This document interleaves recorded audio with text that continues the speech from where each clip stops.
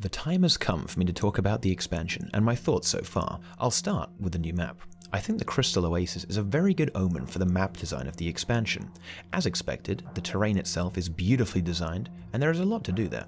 A special mention must go to the race and bounty system. Hopefully we see more similar features like this, as it provides a series of short tasks that can be completed for rewards without any large commitment to a giant meta event, something that caused complaint in HOT. Personally, I hope we have a mix between these two map types, with some containing a large overarching event and some that can be dipped in and out of. In my mind, this is a best of both worlds scenario. One interesting aspect of the new map is how very strong the rewards are.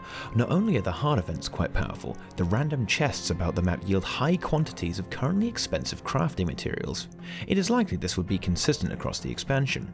However, it is entirely possible that ArenaNet set the drop rates to unnaturally high rates in order to confuse devious market manipulators. Or it could be just a simple attempt to reduce some prices of the more amusingly expensive materials on the trading post.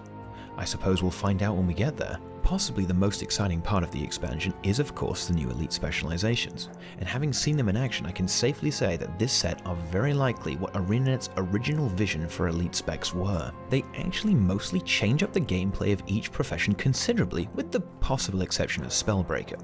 The new elite specializations genuinely have totally different playstyles and capabilities than the HOT ones, and of course the base classes. And what's even better, they are a massive amount of fun to play, and some of the design choices really make it engaging, such as balancing Firebrand tome abilities, dancing achievements in Weaver, or managing Scourge Shade positioning, which is a much more adventurous design direction in my opinion. It's a testament to the new elite specs that I'm definitely going to play pretty much every profession after Path of Fire drops, even those I have previously had no interest or enjoyment in playing.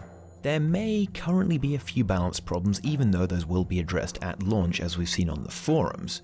Some are a little undertuned and some are a little overtuned, but I'm confident they'll be ironed out shortly, as there will be no short supply of feedback from both sides of the argument. The long predicted mounts have been added to the game, and although this is not something I've been clamoring for, I have to confess I love the way the Raptor mount feels. ArenaNet really have done an awesome job with the first mount.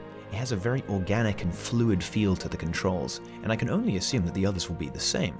Something I'm looking forward to testing. Mounts are sure to be a convenient thing to have around and definitely a lot of fun to use, considering we have these various racetracks about the place especially. Hopefully mounts don't get too forced into raids, otherwise we may have a similar situation to the gliding fiestas that we currently see. The last comment I would have is that the story seems to be much the same style as previously. Make of that what you will. I'm hoping for something a little more in-depth than Heart of Thorns. Hopefully the pacing will be better in addition to having a little bit more meat to it, but we'll have to wait and see. So that is all I have to say in this timely video. I wish all of you the best of times exploring the expansion, and hopefully I'll see you in the desert.